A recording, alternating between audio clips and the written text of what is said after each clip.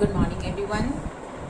बच्चों, आज मैं ग्रामर से आपको 6th चैप्टर लिंग की पहचान बताऊंगी। इससे पहले मैं आपको बताती हूँ कि लिंग क्या होता है। ठीक है बच्चों, आपको याद है मैंने आपको पढ़ाया था नाम शब्द, और मैंने ये भी बताया था कि हर चीज के नाम होते हैं।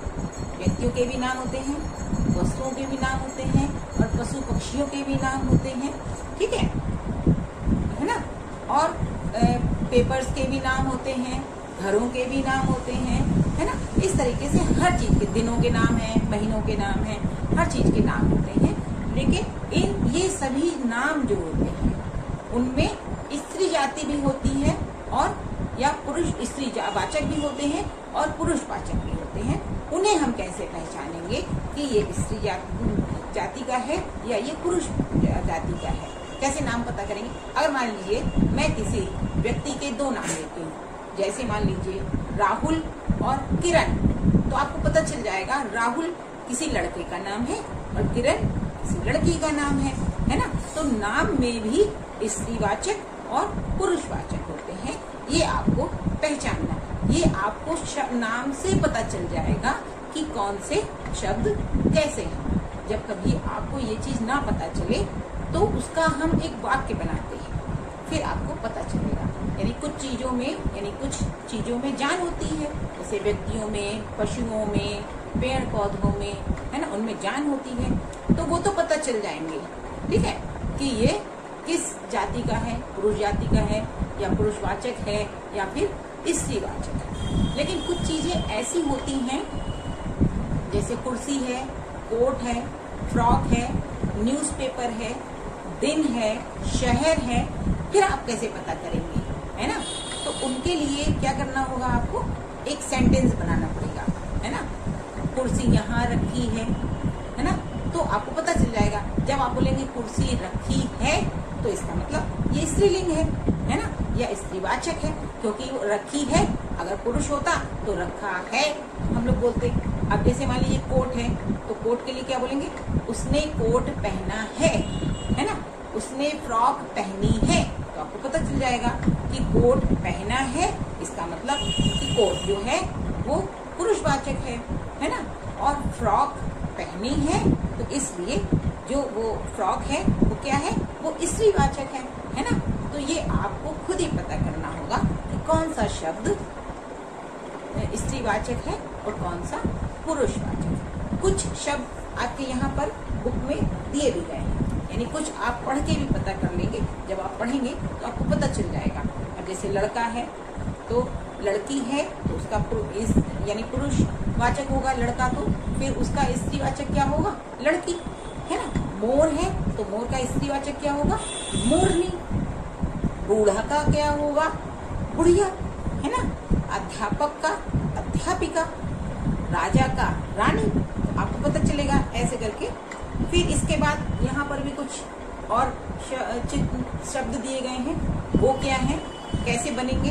अगर मान लीजिए पुत्र है तो पुत्र का पुत्री, ठीक है, नाना का नानी, घोड़ा का घोड़ी, और बुड्ढा का बुढ़िया, चूहा का चूहिया, और बंदर का बंदरिया। फिर ठीक है, फिर धोबी का धोबिन, मालिक का मालिन, शेर का शेरनी, हाथी का हथनी, बैल का गाय, और पिता का माता। ठीक है, ऐसे आपको पता कर लेना है कि कौन सा स्त्रीवाचक शब्द है और कौन सा पुरुषवाचक शब्द है, या कौन सा नाम स्त्रीवाचक है या कौन सा नाम पुरुषवाचक। ठीक है बच्चों, अब आपको अच्छी तरीके से समझ में आ गया होगा कि स्त्री जाति और पुरुष जाति के शब्द क्या होते हैं। एक बार मैं और आपको बता देती हूँ। शब्द के जिस रूप से, यानी जो शब्द हम बोलते हैं वाक्य में, जैसे मैंने बोला राम कानपुर गया, है ना, तो राम शब्द जो है आपको पता है कि राम लड़का है, तो राम को हम पुरुषवाचक में या पुरुषवाचक में रखेंगे। राम पुरुषवाचक में आएगा। अगर मैं बोलती सीता स्कूल गई है, तो सीता क्योंकि लड़की है तो लड़की को हम लोग स्त्रीवाचक शब्द में रखेंगे। ठीक है बच्चों, ऐसे आपको पता चल जाएगा। अब यहाँ पर मैंने कुछ शब्द वाक्य लिखे हुए हैं, उससे भी आपको पता चलेगा कि जो शब्द होते हैं, यानी नाम शब्द मैंने आपको पढ़ाया था, उसमें जो शब्द हैं यानी कि जो नाम है तो वो स्त्रीवाचक होंगे या फिर पुरुषवाचक होंगे, ये आपको इससे पता चल जाएगा।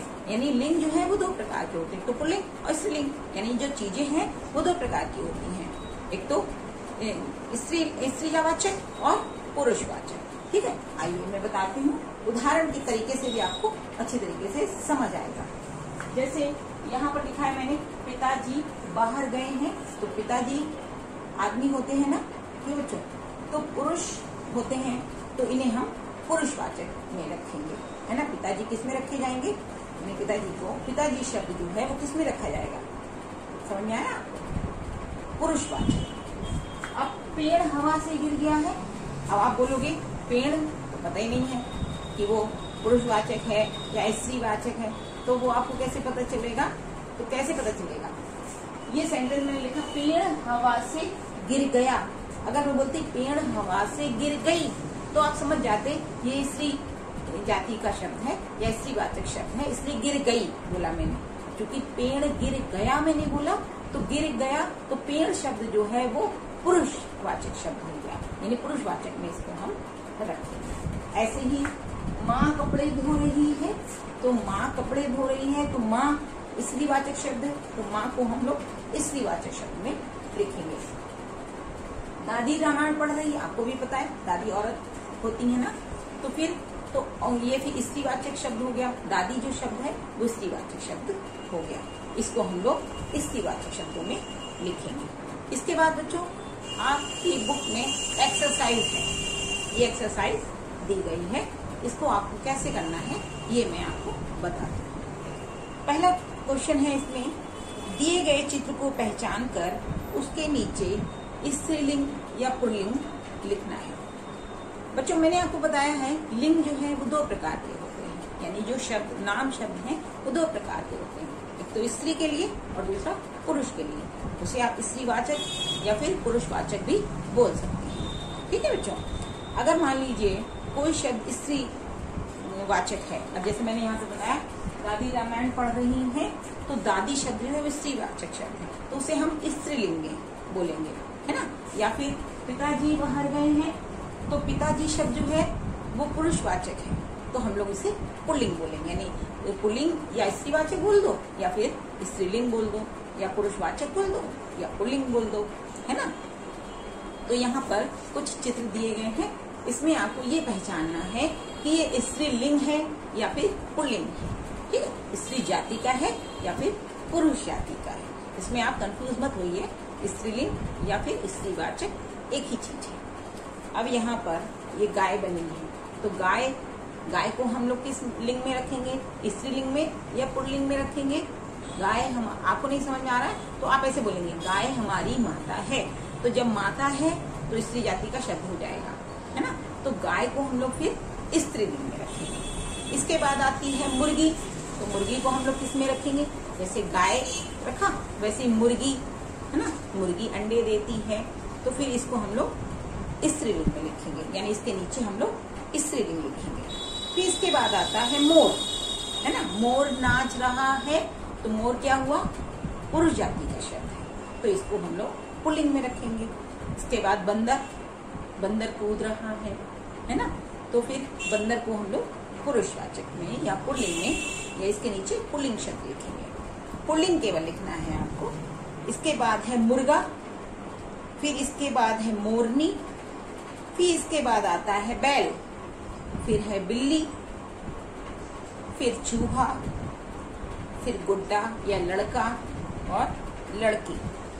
ठीक है, ऐसे ही आपको इसके नीचे पुल्लिंग और स्त्रीलिंग आपको पहचान करके, यानी कौन सा शब्द है और किस लिंग में है ये आपको लिखना है। फिर इसके बाद यहाँ पर देखिए आप पिक्चर दिए गए हैं, पिक्चर में आपको क्या करना है, स्त्रीलिंग के भी पिक्चर है और पुल्लिंग के भी पिक्चर है, यानी पुल्लिंग और स्त्रीलिंग दोनों से आपको लाइन खींचनी है।